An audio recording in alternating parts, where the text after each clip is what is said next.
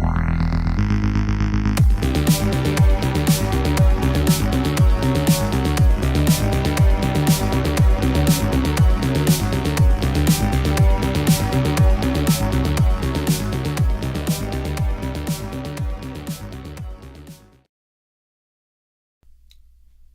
I'm Sam. Hi, and I'm Evan, We are DHA, the horror appraisal. and we just watched a little horror film called The Upper Footage. And it's a very unique film. It was something that was presented to us on Twitter. It kind of caught our eye as interesting, so we decided to take a look at it, and we were compelled enough to do a review on it. It's a found footage film surrounding the events and the lives of some New York socialites one evening. And they're having a little bit of fun, a little bit of narcotics. And one of them brings a girl back home to the dude's penthouse. And things go awry. And she overdoses on cocaine.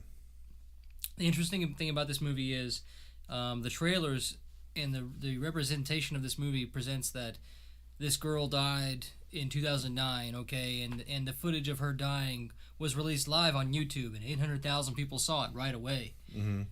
And it was taken down, okay, somebody's not allowed to be seen dying live on YouTube.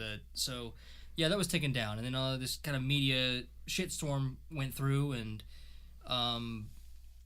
the footage of the whole night is available, and that's basically what this movie is. It presents that. Yeah. We see an incredible look at the upper first class. That's why the movie is called The Upper. It's footage of how the upper half of us live. Not really just the upper, not really even half of us, just the upper 1%. 1%, there you go, of society. And it's really, a lot of us can't understand these people who pay exorbitant amounts of money to go to clubs and for limousines to drive around New York City, and will pay, $500 for a bottle of champagne. It's a life of extravagance that's illustrated pretty well, I think, pretty realistically. Just pure decadence. It's a story of decadence that eventually leads to ruination. You end up hating the people. Oh man, these socialites that are just kind of. It follows Blake Pennington primarily because I think he's the richest one of the group. But I mean, you've got him and some of his rich buddies and a girl, really, and yeah. The movie sells itself as being real footage. I think so much so that it causes you as a viewer to go and seek out the information on Google. Yeah, I mean, as far as found footage movies go, it's such a turn for films. It's been going on now for 15, 16 years, with the Blair Witch Project really kind of being the pioneer in that field. And, to more popular films as within the last few years, such as Cloverfield. Cloverfield was obviously like Paranormal Activity. It didn't really try to sell the realism, though, that it was found footage. I think it celebrated the fact that it's a movie.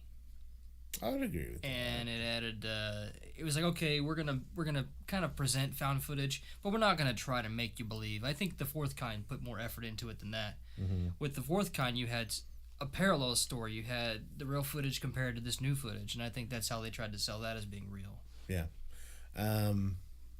Perhaps the most influential found footage film of all time. My opinion of what the most influential? Yeah, in your opinion. What the most effective found footage film of all time is? Oh gosh. You know, like Cannibal Holocaust? Oh. Yeah. Yeah, absolutely. Oh. Yeah. Yeah. The director and producer were arrested on release of that film because of the sheer realism of it, and that and the animal cruelty. which was real. I'm a turtle. Actually, They kill animals in that. It is That terrible. was awful. But highly effective. Agreed. You feel terrible after watching it, right? Yeah, but this movie doesn't necessarily. This movie does a good job, I think, of. If the purpose of a movie is to make you feel disgust or anger, I think it succeeded in that, because you see these people who have absolutely who live in this decadence, and then part of the movie is, I can't remember if I already said it, but this chick overdoses in the guy's apartment, and now of course being privileged little snots, they don't want to get caught, so of course they're going to take her somewhere and bury her. Just and they come to the decision so easily. It begins with them really kind of dehumanizing her when they bring her back to the apartment, because she's obviously not a person of excess or wealth. She comments on the luxury of his apartment, He just kind of scoffs and laughs at it, right? He kind of laughs at her. She asks if he lives there with anyone else, and he's very snobby about it. So they're dehumanizing her in a sexual way by getting her high and then getting her to take her clothes off. She's a pigeon among cockatoos, really. She really is. That's a good way to put it. So then she ODs, and the decision has to come to what are we to do, and they dehumanize her so quickly. They're better than she is. She's nothing. The scene where she ODs, that where she's throwing up in the bidet, right? Yeah. And they immediately are more focused on, is she okay? No, they're not thinking about that. They're thinking about, she's messing up my toilet. She's disgusting. She can't hold her cocaine. Yeah. The nerve of some people. So while she's puking in the bidet, they turn it on, and it's like in her hair and stuff. And yeah. It makes you angry, and it really elicits a reaction. And these little bastards are they're so terrible. I mean, when she dies, they come in and they freak out. Their first reaction, their first thought is self-preservation, not to call 911 and see if this girl can be revived or to even try to resuscitate her. I mean, that idea is brought up. Of course, it's quickly quashed by the head guy, the main guy, Blake. Yeah, Blake Pennington. You ever heard of Blake Pennington? Not until we watched this film. And then, of course, I did a little Google search and came up with all kinds of things that would support the idea of this movie as being actual events. A real found footage film, if you will. Well, I think the film does do a convincing job of eliciting an emotional response from the viewer. To me, it's just kind of another found footage thriller. I feel it's a thriller movie. It's kind of more suspenseful. I feel like it borders on thriller and horror, because the aspect of it for me that's horror is the fact that it's such a raw depiction of death. It's not in any way really cinematic. It's a direct presentation of life's end and what can potentially happen to you if you happen to surround yourself with assholes. I mean, your end is not very respectful. It's very bleak, and you're going to end up in a hole in the ground somewhere in the woods. And they're going to be seeing you as a problem for their life because they're going to be inconvenienced to have to deal with it, and that's a terrible way to end up. No funeral rites. No last words. And you become an internet sensation. Yeah. I want to talk about the internet sensation thing, though. Did a little research. Justin Cole is the director of this film. Why would a found footage film have a director? You would think a found footage film would pretty much just have an editor, correct? If it was going to be released? Yeah. Okay. So if a film has a director, it has to have been directed and made. Aha. Oh. Even IMDb has a director. So what I found out after reading some things is that Justin Cole in 2009 released these videos, the short videos, to kind of develop interest in the movie. But it was the movie. How much patience would it take as a filmmaker to go and say, okay, we're going to release this movie in a few years, but now let's just release this event, this girl dying. Let's build up some publicity. Let's make it seem like she really died. Yeah, I think it shows pretty good foresight on his part. Dedication. I mean, I think he was just really trying to tell a story about decadence in society. And like I said, just to touch on what I said, I think it just really speaks about how we can dehumanize other people if they become a problem. They didn't see that poor girl as a person, like you said. She was a fuck. Yeah, and she was a problem, and she was something that needed to be. If they could have pushed a magical button that would have made her body appear in the center of the sun, they'd have done it. Yeah. You know, and no one, no one knows about her. Well, that's just fine. Who cares? She's not even as good as us anyway, is the whole theme. The really effective thing about this film, I think, is the pixelated face. Jackie's face is pixelated, okay? And I think that for the part that she's alive, yeah. That causes us to see someone we know in that girl's face. I saw an ex-girlfriend's face in that. I agree. Like the pixelization of it, it really does a funny thing to you, because that person, and maybe it's your mind trying to form something in this amalgamation of colorful blocks. You think you can make out her face. And it does, and your brain has nothing to do except turn into images it already knows a lot of the times. So fills in the blanks. Yeah. You can turn her into someone you know, and that really just shows the tragedy of Jackie. I think she's a faceless person among the people that matter. Yeah. Yeah, and another thing about the other trick about the pixelization, it talks about respecting the victim. You've got these credits on the screen that talk about with respect to the victim's family, but the problem is they give the girl's name, and you would look her up on Google. In today's life, if she died in 2009, there would be photos of this girl, okay? If you knew who the victim was, you would find photos because of an existing Facebook, because of a Twitter, because of her friends that just uploaded photos, said, oh, I knew this girl, here's her picture. You would go to Google, you type in her name, and you click on images, and her picture would pop up. What do you find when you do that? Just her face pixelated. That's the only things you can find. That and a bunch of mystery.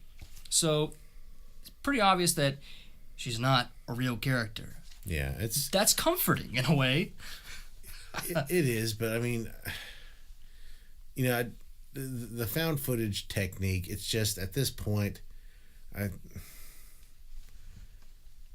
just think it's a little taboo. I'm kind of ready for the new approach to filmmaking. As far as films go. You've got the Devil's Due. You've got a lot of these devil movies really that are found footage.